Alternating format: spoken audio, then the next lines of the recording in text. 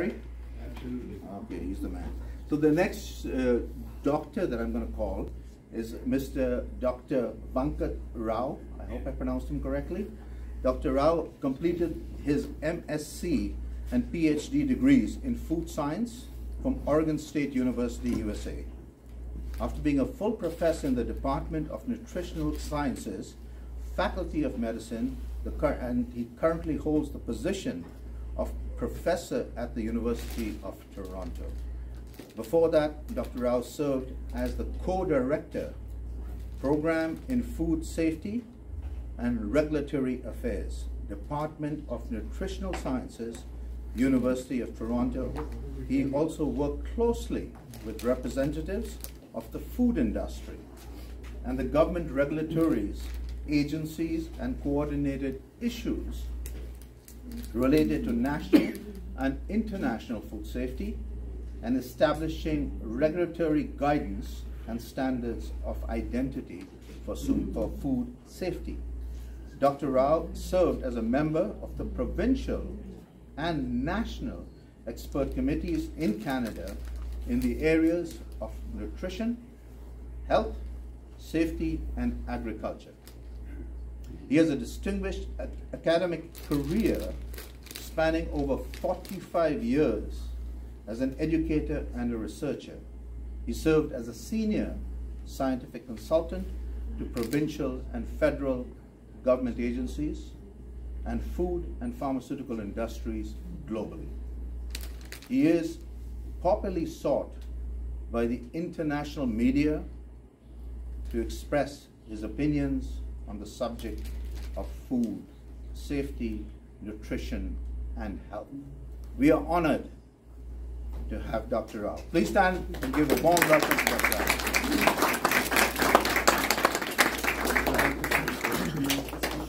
Yeah, mic, you need a mic? This is the one for the... Absolutely.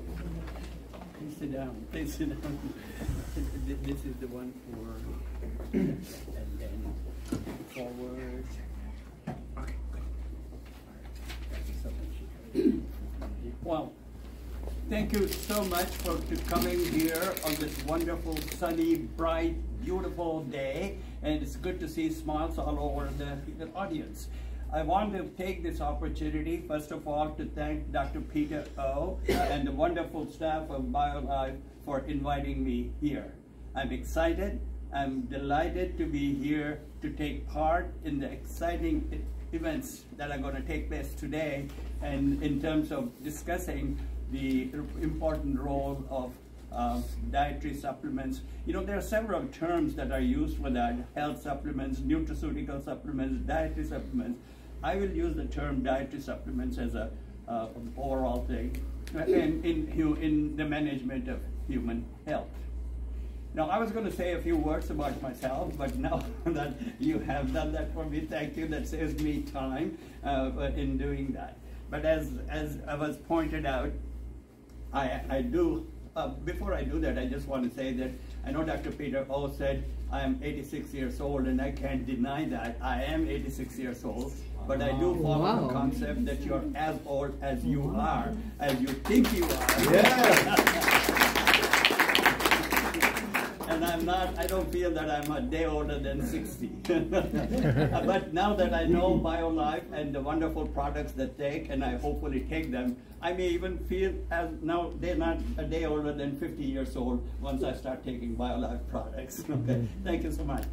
So to continue my talk, I'll try to cover. I just started just say what my association with the University, who I am, which has already been told, what my association with University of Toronto of 45 years, which has been said, and my research interest by a few other things, and I'll conclude by covering the fact how important this whole area of nutritional supplements are, and how exciting it is to look into the mirror to see what's going on in the next 20 years. And I hope I'll be 100 years old then, but I hope that I'll be still alive to participate in that. So let me go through this thing. And as I said, let me first, oh yeah, there we go. During the tenure of my University of Toronto, as I said, of more than 55 years, I have closely worked with academic institutions internationally, global, and collaborated with individual researchers around the world, government agents, work with government agencies in terms of developing regulatory framework for many different things, food and health industries, customer agencies, and it was really eye-opening to me when I talked to customers, the questions that they ask about nutrition and health, and I think it's really, they're very informed, very customers at the present time. And finally, the media. Media sometimes are good, sometimes they're not good. That's okay. I just want to say one quick word when I have this slide. In terms of collaborating with research, I do want to recognize a very important individual who is in the audience with us today, who happens to be my wife for the last 54 years. She is also a professor emeritus at the University of Toronto in the Faculty of Medicine. Her area of expertise is in bone health, osteoporosis, and other bone diseases. And she and I collaborated extensively in many clinical studies that we have done, and published about 10 books or so, and published many papers. So I want to thank her for her not putting up with me more than anything else. Thank you. All right. So just to say that my research interests over the last 54 years have included role of nutrition, obviously, in human health, bioactive compounds of natural origin, such as the saponins. These saponins are present in soybean. Soybean is a very rich source of saponins. They're bitter. You know, we always say that food has to taste good and has to be sweet. But as it turns out, the more bitter the food is, the better it is for our health. So, you know, that's mainly the bitterness comes from beneficial nutraceuticals such as the saponins. Carotenoids, obviously, carrots and tomatoes and they all have. And my particular interest has been to focus on the red color of tomatoes is because of a compound called lycopene. And lycopene is a carotenoid, and it's one of the most potent antioxidants that we know of. So I was the first one who brought the concept of lycopene. As it turns out, I was sitting next to a meeting done by Heinz, and the president of the Heinz company was sitting next to me, and he turned to me and asked me, "What is this about lycopene? Do you know anything about it?" He didn't know anything about it. I said, I know, but give me some money for research and maybe a few $100,000, and we will tell you in 2 years what lycopene is and what it does. And from then on, it's gone on. Now everybody is into research into lycopene. But anyway, and polyphenols. The other area of my interest has been in the prebiotics and probiotics, and you're all, I'm quite sure, familiar with that. I won't have time to go into that today, but that's another major. But I think when you look at the new technologies coming up, probiotics and prebiotics are also quite important. Then, lastly, I'm very much interested in modern technologies for the manufacture of high-quality health supplements, such as the microencapsulation lycopene technology that Bioulife is using now. So I've been quite involved in researching and publishing in that area quite a bit. So when we talk about dietary supplements, I thought I had animation, but that's okay. Dietary supplements, what they are, there are several different definitions. You can open the book and you get so many. I just selected 3 just very quickly. And so just to mention that, a dietary supplement is a manufactured product intended to supplement one's diet by taking a pill, a capsule, a tablet, a powder, or a liquid, if you will. A supplement can provide nutrients either extracted from food sources or that are synthetic to increase the quantity of their consumption. So this is typically by Wikipedia, which is the Bible of all the definitions, I suppose, that I borrowed from. The other one that is more recent, just recently in May, that came out was the health supplement is a product that is used to supplement diet and to support or maintain enhance and improve the healthy function of the human body. It cannot be, and I think it's important to recognize that, it cannot be an injectable or a preparation that needs to be sterile, such as injections and eye drops and things like that. So there are certain restrictions as to what we call as nutritional or health supplements, and I just thought I mentioned that to you. Well, and anyway, the next one is also goes elaborates a little bit more in terms of the definition. Now, the question I think we should all ask, and I think this is a good forum to do that, and that is, do we really need dietary supplements? Is it a hype? Is it a work, So let me answer that question to the best of my knowledge. As a nutritional scientist working 54 years in that area, I feel, first of all, that the ideal and preferred way to obtain all the essential nutrients for a healthy life is to take a well-balanced diet. There's no alternative. If we all take well-balanced diet, I think we don't read as many supplements. If I ask you to raise your hands, how many of you, because of your busy lifestyle, do really take a healthy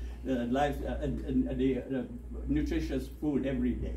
So there are conditions, there are situations where we don't follow that guideline of taking well-balanced diet.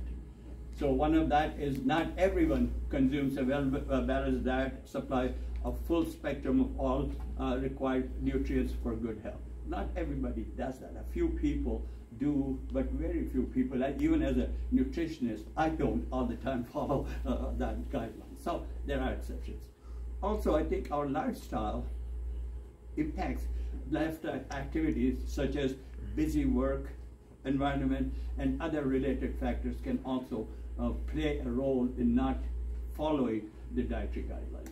And finally, physiological factors such as the active physical life. I mean, I'm a marathon runner, if you will, or pregnancy, which I'm not, and and health disorders such as cancer, cardiovascular disease, diabetic, whatever you have.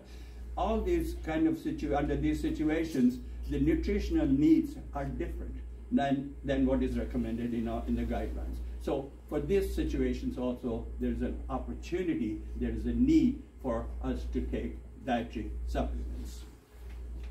After having said that, so what are the main benefits of taking dietary supplements? One, of course, is the prevention of diseases. I mean, this is very true, because if you take enough dietary supplements, you keep healthy life.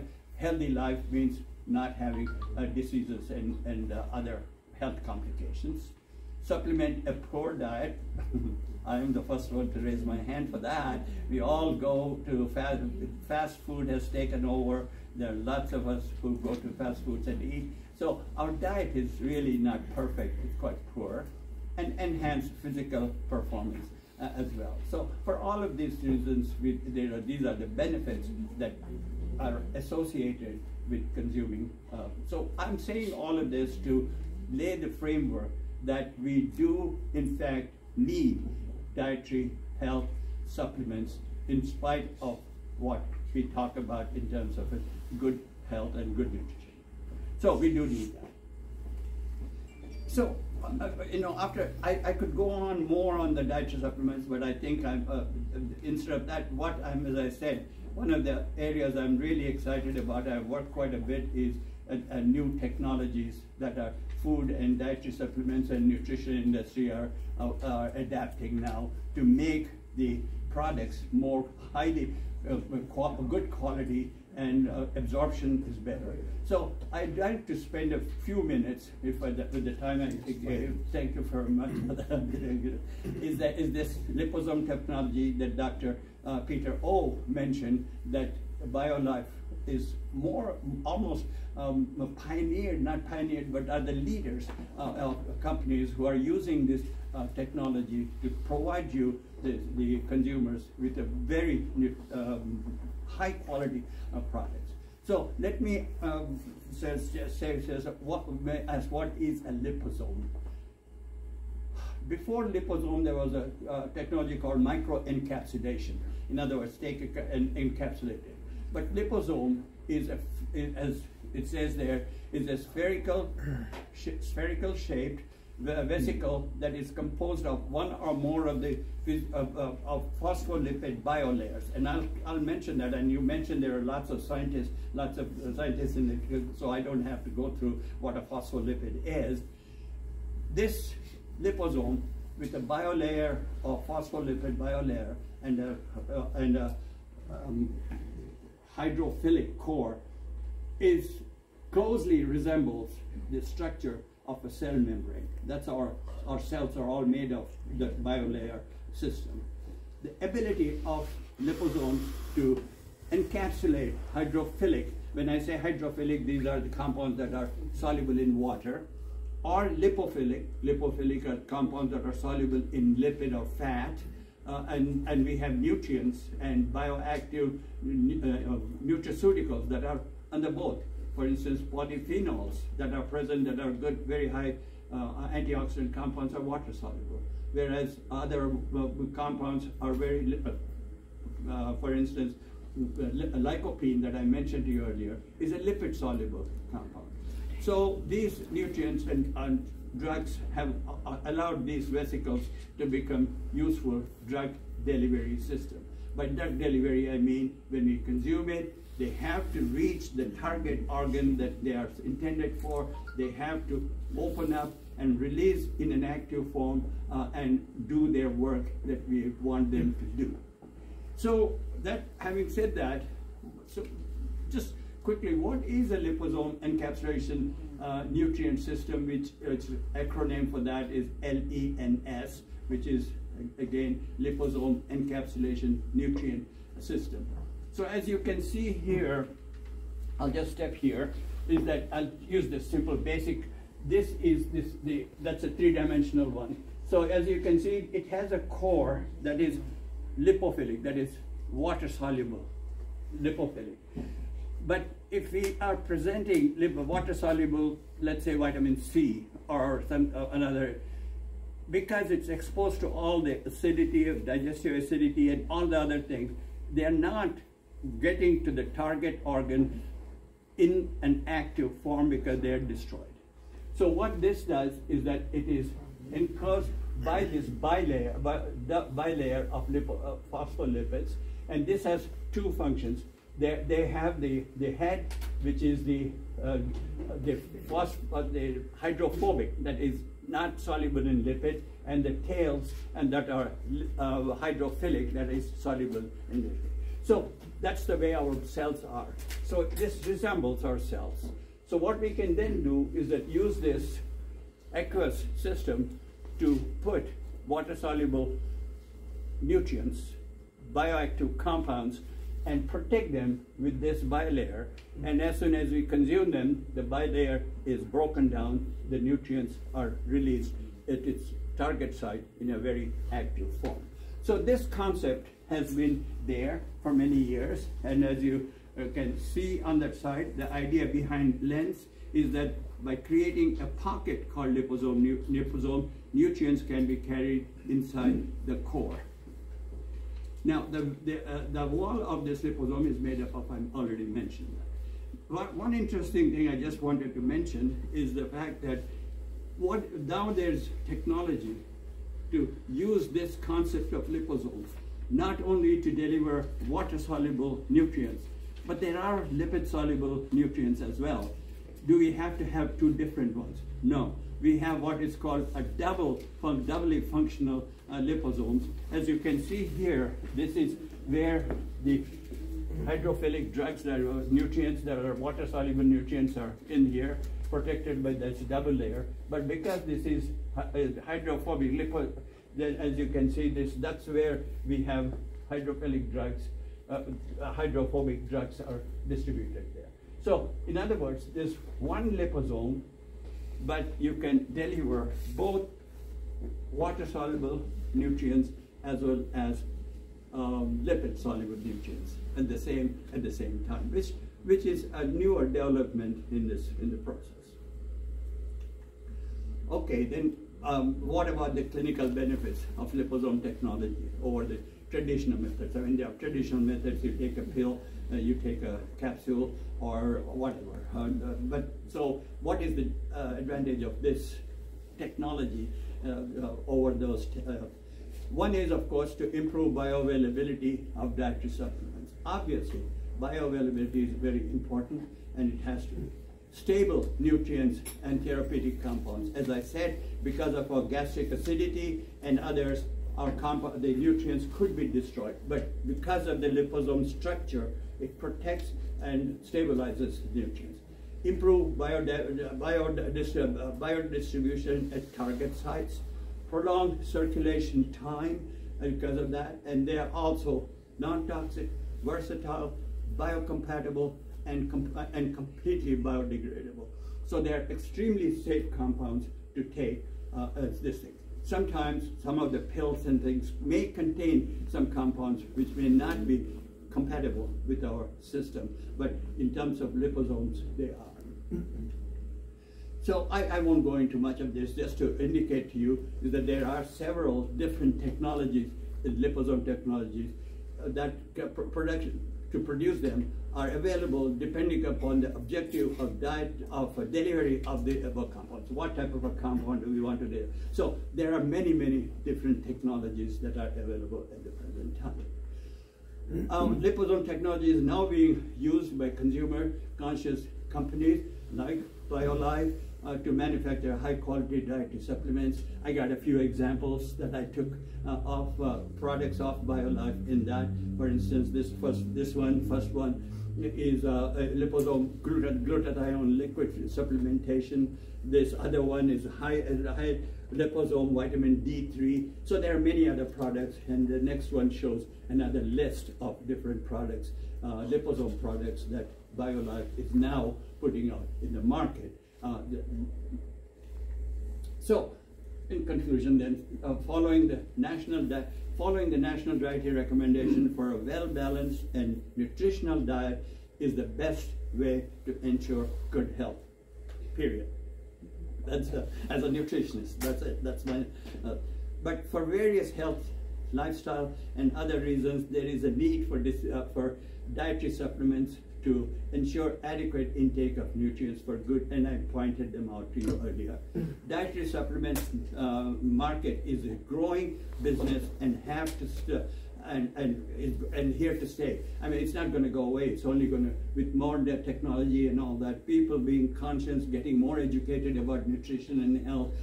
So the dietary supplement industry is going to be a very fast growing industry. Few companies, like Bioulife again, are using innovative technologies such as liposomes technology for the manufacture of dietary supplements to supply high quality products that are stable, optimizing bioavailability, and safe. So finally, I want to thank you once again for your kind invitation to be part of the exciting day. And there is a hand that is up. Can I take one question? Okay, give me one second. Before we take a question, I definitely would like to first thank Dr. Peter. Okay. If you might get Dr. Letitia Rao to come up here, please. Where is she? There she is. Please. Same process, different people. I just want to tell you all. Doctor, please come here. Yeah, please, sir. And Joe, whoever you decide who would like to do the presentation, you're more than welcome to present. If it's yourself, please do. Please do. You're the more warm welcome. When do you see two scientists standing hand in hand, husband and wife, 56 years?